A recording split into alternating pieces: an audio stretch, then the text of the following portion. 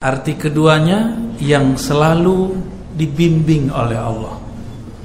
Dan tadi kita sudah sebutkan di awal bahwa Al-Mahdi pasti keturunan Rasulullah. Maka siapa saja yang meragukan nasab-nasab mereka para habaib, ini perlu diragukan. Udah kena fitnatut Dajjal. Walaupun urusan duniawi, habaib bisa tengkar sama habaib, itu urusan mereka. Kita tetap cinta kepada mereka. Apa kata Nabi? Ahibbu zurriyati hubban li. Cintailah keturunanku karena cinta kepadaku. Hadis ini riwayatnya hasan, bagus. Maka wajib mencintai zuriat Nabi. Bedanya kita dengan Syiah, kita tidak meyakini para habaib itu maksum. Apa arti maksum? Terpelihara dari dosa. Habib ya habib biasa. Yang mahal itu darah yang mengalir di tubuhnya. Ada darah Rasulullah sallallahu alaihi wasallam. Meskipun dia pemaksiat, meskipun dia tidak berilmu, kita hormati dia. Tapi kalau ada habaib, sudahlah habib, dia berilmu, kita hormat kepadanya dua kali. Hormat dia sebagai nasab, pewaris nasab Nabi. Yang kedua, pewaris ilmu Nabi sallallahu alaihi wasallam. Maka hati-hati, di akhir zaman ini akan tambah manjak ke depan ini. Kelompok-kelompok atas nama agama yang mencoba menghancurkan ajaran cinta kepada zuriat Rasulullah sallallahu alaihi wasallam. Betul, di sana sini Habib kan manusia biasa. Tanya aja ke Habib. Habib siapa aja tanya, antum manusia biasa atau manusia super bib? Pasti dia bilang, kami manusia biasa. Tapi yang mahal itu nasabnya, Pak. Itu yang mahal. Dan di dunia ini, nasab yang terjaga itu nasabnya Habib. Karena Nabi sudah mengatakan, kullu nasabin inqata'a illa nasabi. Semua nasab pasti terputus kecuali nasabku. Semua sanad keilmuan akan terputus kecuali sanadku. Maka orang yang tidak punya guru dan melarang berguru, dia sudah terputus kepada Rasulullah sallallahu alaihi wasallam. Apalagi cuma ikut buku, yang ngarang buku berguru, dia yang baca buku tidak mau berguru. Dan yang kedua, tadi kita sudah singgung sedikitnya banyak. Nabi mengatakan Mahdi itu gelarnya, orang yang diguiden oleh Allah. Diguiden oleh Allah. Namanya kita sudah jelaskan arti isim. Apa arti isim? Ketinggian derajatnya, mewarisi ketinggian derajatku. Aku itu siapa? Kata Nabi, kuntu nabiyan, aku nabi sebelum ada semua para nabi sallallahu alaihi wasallam. Dulu Nabi Musa berdoa, ya Rabb, tolong jadikan aku nabi akhir zaman. Kata Allah, udah ada wahai Musa. Nabi Musa terima, dia Nabi Allah, dia sangat faham bab ridha. Maka beliau mengatakan, ya Rabb, kalau begitu tolong jadikan aku umat Muhammad sallallahu alaihi wasallam. Bapak pernah doa nggak dulu Pak jadi umat Nabi Muhammad? Enggak. Tapi Allah kasih hadiah Pak ya. Ini yang disebut nikmatul ijad. Nikmat diwujudkan sebagai umat Nabi Muhammad. Bersyukur nggak Pak? Maka Imam Nawawi bilang, ente kalau nggak bersyukur, wujuduka zanbun, wujudmu itu dosa kalau kamu tidak bersyukur. Jadi kita sebagai umat Nabi sudah syukur Pak. Maka saya bersyukur setiap saat, apapun yang terjadi, baik kata orang, buruk kata orang, kayaknya semuanya harus disyukuri. Nggak ada satupun yang, bahkan corona terjadi pun membuat kita lebih dekat kepada Allah. Coba, selama corona kita bisa ngaji online kan? Dulu nggak pernah ngimamin anak istri, itu bapak-bapak itu udah mulai ngimamin anak istri selama corona. Ya, ada rahasia-rahasia yang Allah Subhanahu wa taala buat. Nggak ada yang buruk. Buruk itu mindset. Kalau kita memandang dengan pandangan Allah, semuanya terlihat baik, karena Allah itu telah mengatur sebaik-baiknya. Betul, fitnatul dajjal itu zahirnya terlihat buruk, tapi batinnya itu adalah kebaikan. Ujian bagi anak sekolah itu baik atau buruk, Pak? Nih contoh nih, kita kan maunya nggak anak kecil kalau dulu nih pada pengen bolos ujian kan. Tapi kalau kita faham nggak diikutkan namanya dalam ujian, sedih nggak? Sedih kita. Orang tua yang udah bayar SPP, nama anaknya nggak masuk dalam daftar orang yang mahasiswa ujian, gimana? Marah nggak? Bisa bakar sekolahnya Pak sekarang. Bisa gampar gurunya orang tua hari ini. Begitu teganya orang tua sama guru. Dia nggak bisa ngajar, udah minta tolong sama orang. Emang dengan SPP segitu bisa bayar guru? Gak bisa, Pak. Rasulullah mengatakan, innama bu'istu mu'alliman. Aku ini diutus sebagai guru. Maka hormatilah semua guru karena dia pewaris ilmunya Nabi sallallahu alaihi wasallam. Kita beruntung, Pak, punya guru-guru yang tulus. Ya, guru-guru yang tulus. Alhamdulillahirabbil alamin. Gimana? Udah ada pertanyaannya? Ini pertanyaan aneh-aneh kayaknya. Antum yang baca itu anak nggak jelas ya tulisannya. Ya. Dan kita baca pertanyaan pertama. Assalamualaikum warahmatullahi wabarakatuh. Mohon penjelasannya mengenai hadis mujadid atau setiap penghujung 100 tahun akan ada seorang yang memperbarui agama. Iya, bagus. Itu hadis Abu Daud juga. Seingat saya lafaznya begini. Innallaha yab'atsu li hadhil ummah fi kulli mi'ati sanatin man yujaddidu laha dinaha. Sesungguhnya Allah akan mengutus. Nah, ini kata kunci. Berarti mujaddid itu diutus, tapi dia bukan rasul. Jadi ada utusan yang bukan rasul, namanya mujaddid. Apa arti mujaddid? Pembaharu. Pembaharu itu merusak atau memperbaiki, membangun atau menghancurkan. Orang sekarang bawa bendera pembaharuan tapi menghancurkan. Katanya memperbaharui agama, tapi dia hancurkan orang-orang yang beragama. Dia serang kiri kanan, depan belakang. Maunya benang dia naikin sendiri. Ternyata benangnya pun basah, layu. Ya, hadisnya sahih. Setiap 100 tahun ada mujaddid. Maka ulama kita mengumpulkan siapa mujaddid di abad pertama Rasulullah. Setelah beliau diperdebatkan Umar bin Abdul Aziz atau Al Hasan Al Basri, karena dekatan waktunya. Setelah itu Imam Abu Hanifah. Setelah itu Imam Muhammad bin Idris Syafi'i. Setelah itu Imam Abul Hasan Al-Asy'ari.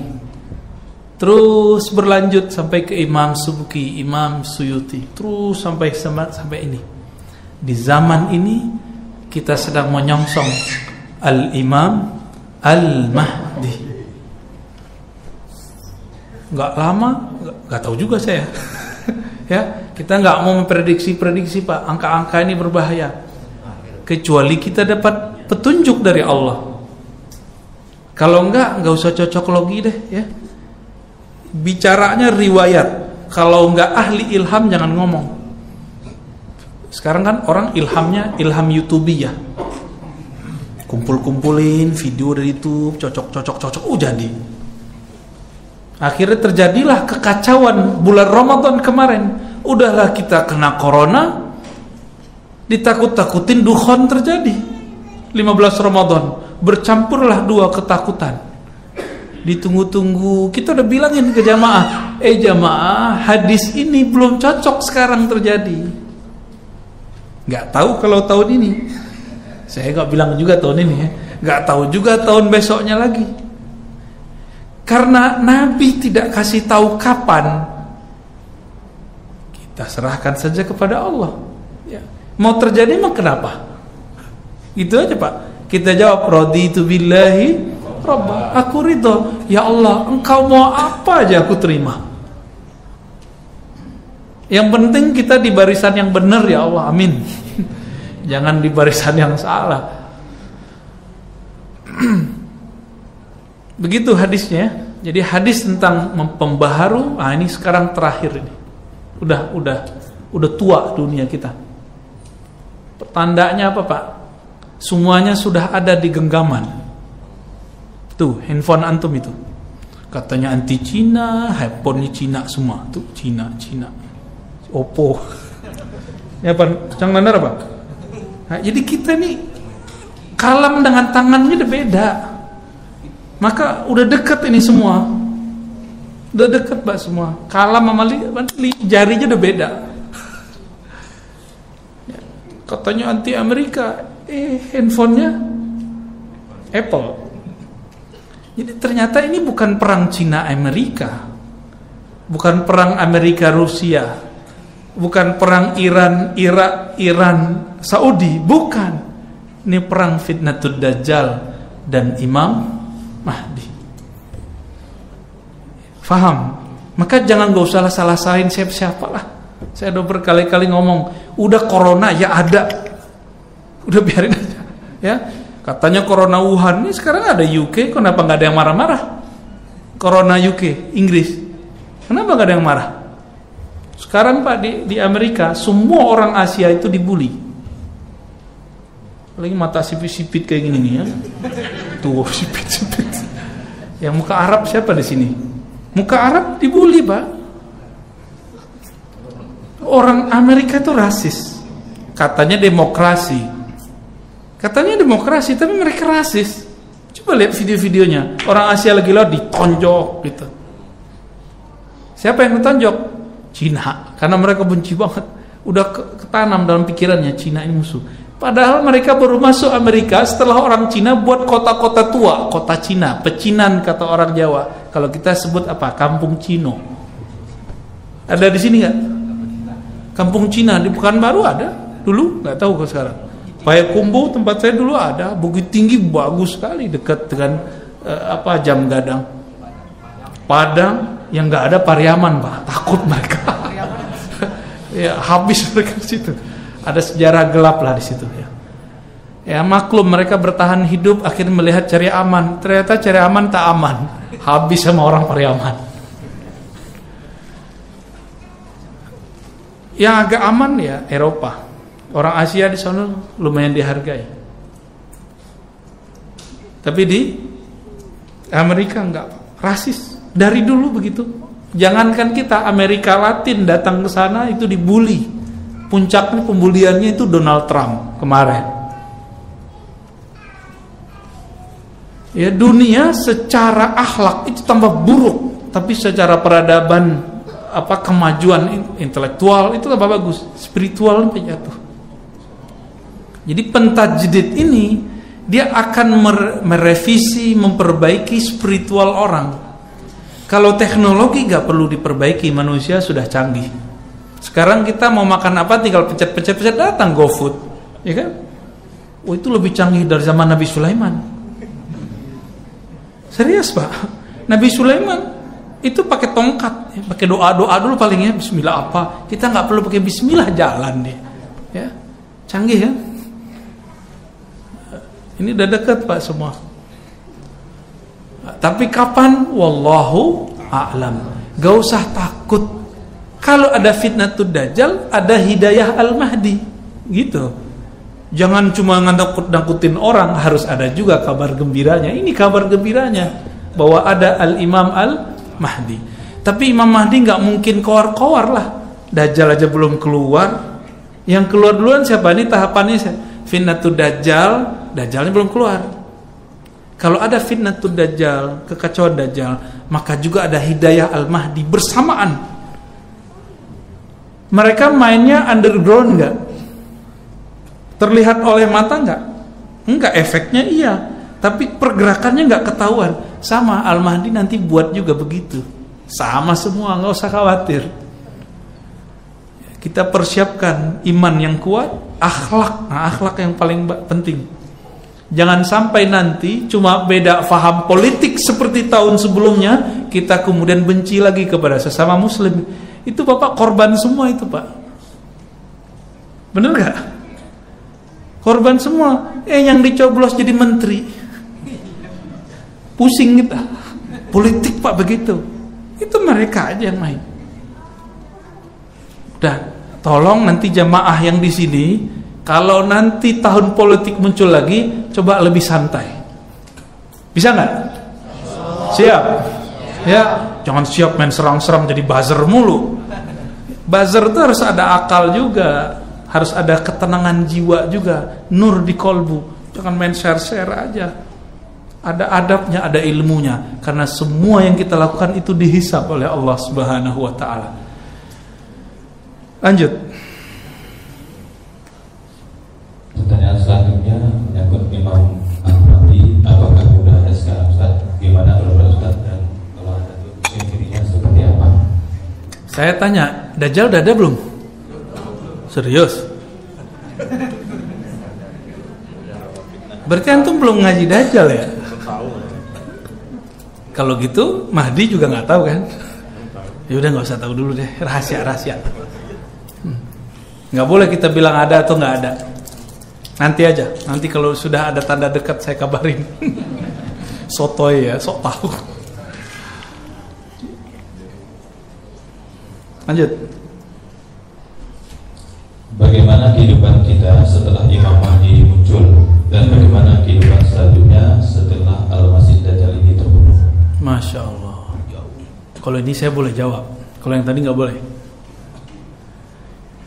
Sebelum Imam Mahdi dulu, sebelum Imam Mahdi dibaiat di sana di Mekah, karena berarti dia sekarang bukan di Mekah toh. Walaupun di hadisnya dikatakan rajulun min ahlil Madinah, gitu di hadis Abu Daudnya, seseorang yang datang dari Madinah, dari ahlil Madinah. Belum tentu dia orang Madinah tempatan juga, mungkin pernah ke sana. Jadi Imam Mahdi ini bergerak, begitu terus. Sebelum itu terjadi, fitnatud Dajjal memuncak. Ketika memuncak, terjadi lagi apa yang terjadi pada Sayyidina Nabi SAW, paceklik 3 tahun kira-kira. Maka terjadilah, kalau sekarang bencana virus global, maka nanti terjadi bencana kelaparan global. Nanti bakal terjadi Pak. Maka mulai sekarang sering-sering puasa sama zikir, latihan ngurangin makan. Jangan makan nasi mulu banyak-banyak ya. Kurangi, mulai latihan Senin Kamis. Siapa tahu nanti kalau terjadi kita sudah tahan banting. Orang kalau udah lapar bisa jadi makan apa aja yang dia lihat, ntar seperti zombie. Bisa-bisa nanti orang akan nyembelih anaknya sendiri karena dia kelaparan. Bahaya nggak? Sampai begitu Pak nanti.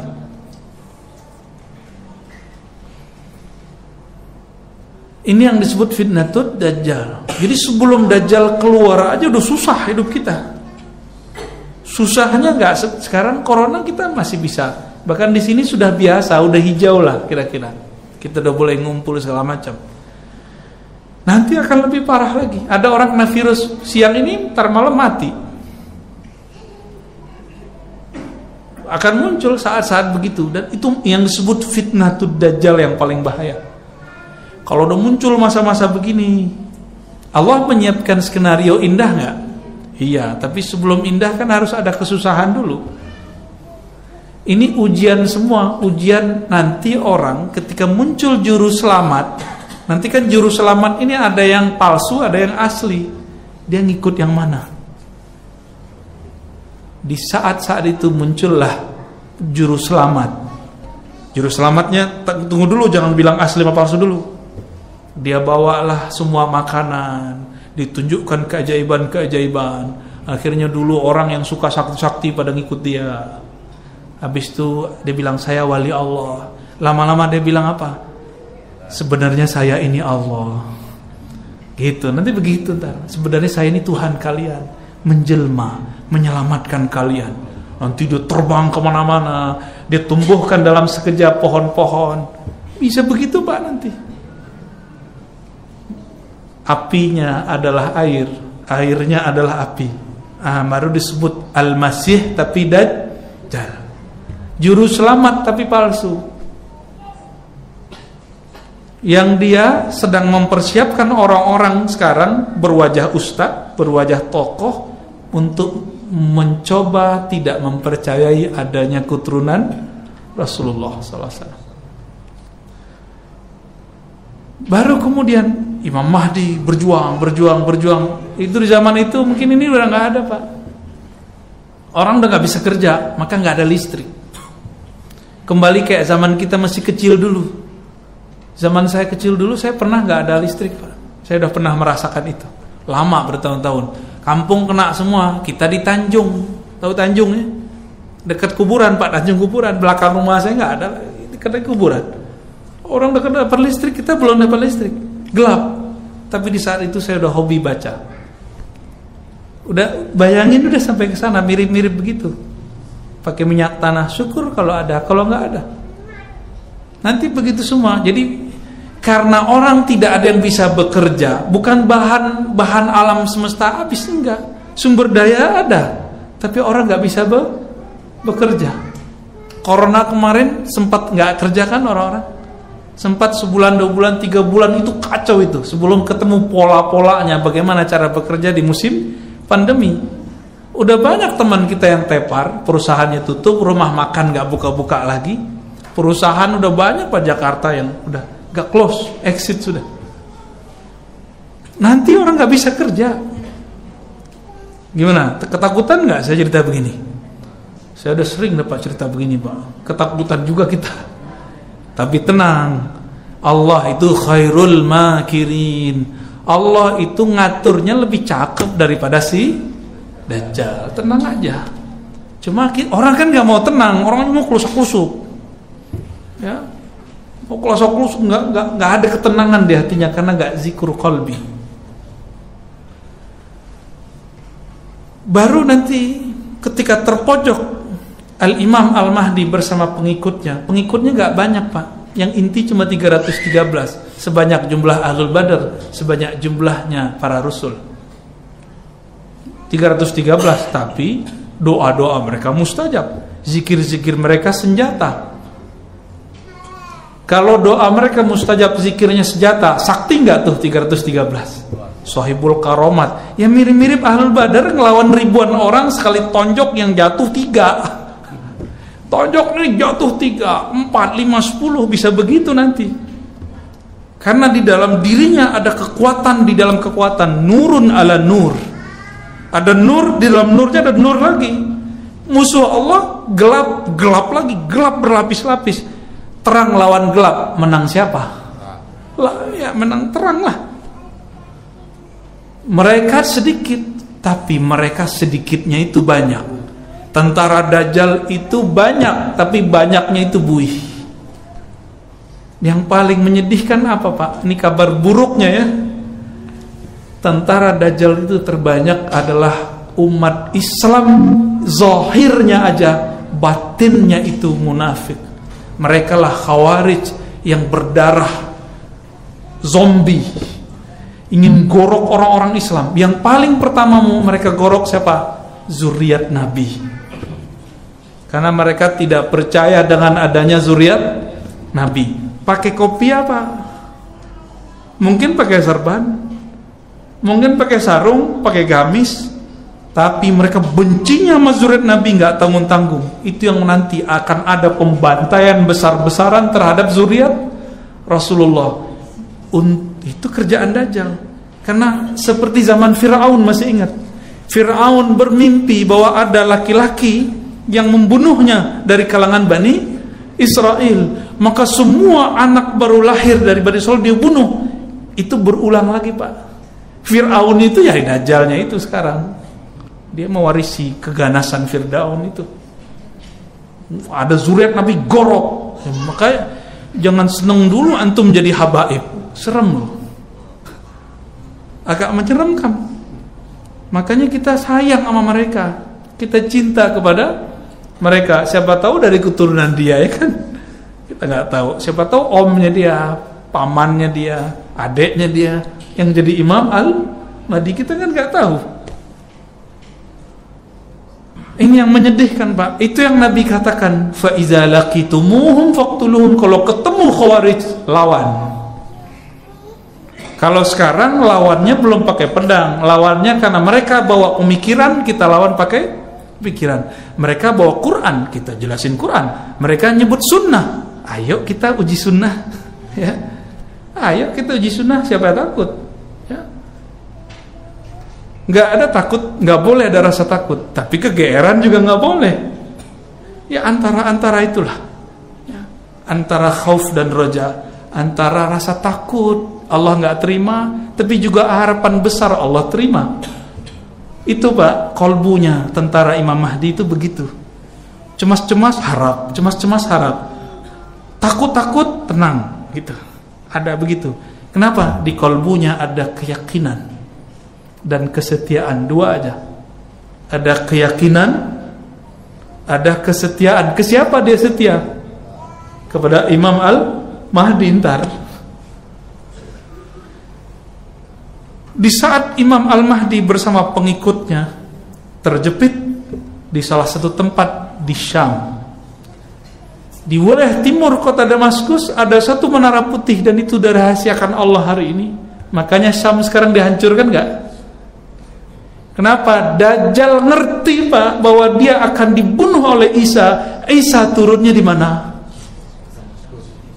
Timurnya Damaskus. Seperti dulu Dajjal itu merencanakan kematian Nabi Isa karena dia tahu di print takdirnya dia. Jadi di Lauh Mahfuz dulu dia dikasih izin mengintip, karena sebelum Nabi Muhammad jin, iblis, dukun-dukun itu dikasih kabar. Dajjal kan pimpinannya, dikasih izin mengintip ke sana. Dulu si Dajjal ini menyamar jadi muridnya Yesus Isa. Buat skenario, terbunuhlah Nabi Isa yang diserupakan, bukan Nabi Isa yang asli. Wa ma qataluhu wa ma salabuhu. Mereka tidak pernah membunuh Isa, juga tidak menyalibnya, tetapi syubbiha lahum, ditasbihkan, dibuat personifikasi mirip dengan Nabi Isa. Siapa yang buat skenario? Yang mau bunuh Nabi Isa? Dajjal.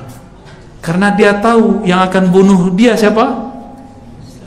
Ternyata Allah punya cerita lain. Diangkat Nabi Isa ke langit kedua.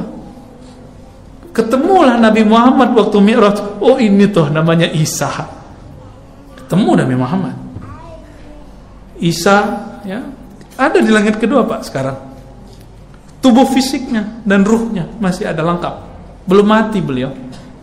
Kalimatnya cuma mutawafika. Mutawafika secara ilmu harfiahnya bisa diartikan kami sempurnakan engkau, bukan kami watikan, bukan.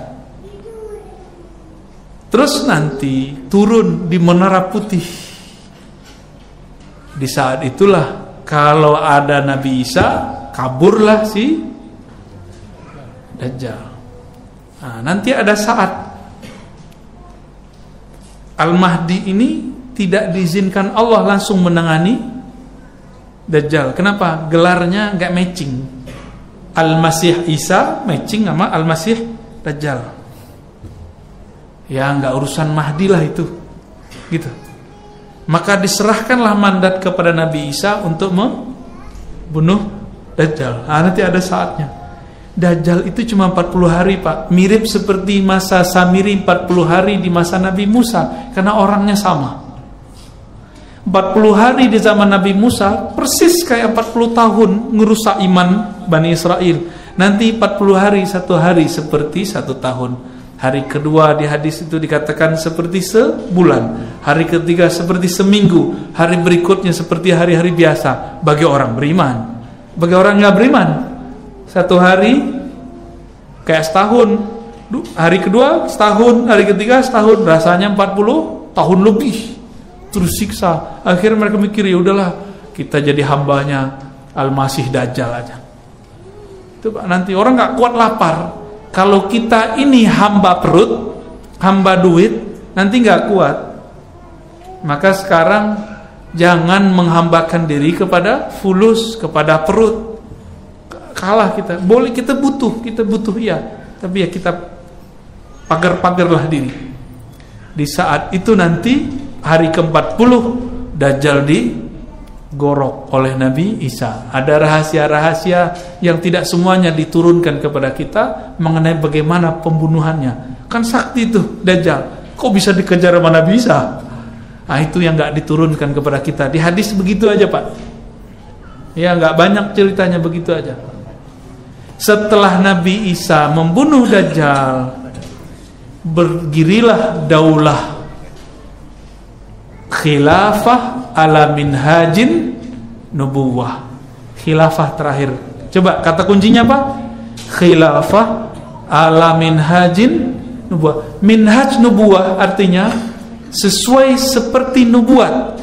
Nubuat itu arti kenabian. Kenabian diatur oleh makhluk atau diatur oleh Khalik? Diatur oleh Allah. Maka yang memilih Imam Mahdi ini Allah. Kita gak bisa milih Pak. Oh kita maunya Habib Fulan, gak bisa. Kita maunya Ustadz kita aja deh Mahdi, gak bisa.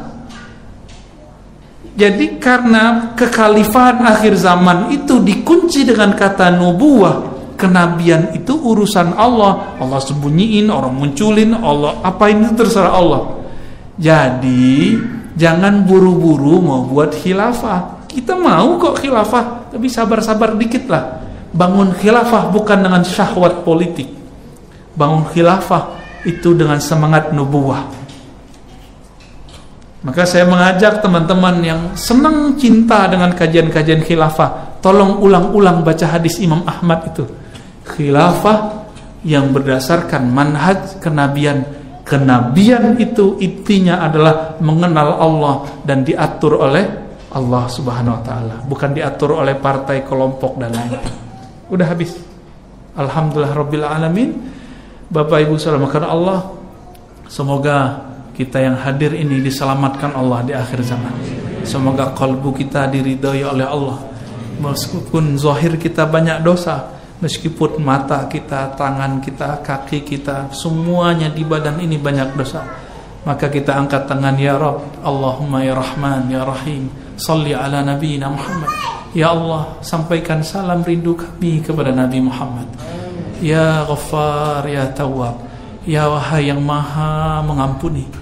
Kami banyak dosa ya Allah, dosa yang tampak di badan ini, dosa yang tersembunyi di dalam kalbu kami. Tapi Engkau maha pengampun ya Allah. Faghfir lana, maka ampuni kami yang hadir ini, ampuni kami yang mengikuti kajian ini. Allahumma astur auratina bisitrikal jamil. Ya Allah, dengan keindahan-Mu maka indahkanlah akhlak kami. Dengan keindahan-Mu tutuplah semua aib kami, hapuslah kemuasalahan kami. Rabbana atina fid dunya hasanah wa fil akhirati hasanah wa qina adzabannar warzuqna ru'yataka wa ru'yata nabiyyika. Berikan kami terakhir ya Allah anugerah memandang keindahan wajah-Mu, keindahan wajah Nabi-Mu sallallahu alaihi wasallam. Assalatu wassalamu alayka ya sayyidana ya Rasulullah. Walhamdulillah rabbil alamin. Assalamualaikum warahmatullahi wabarakatuh.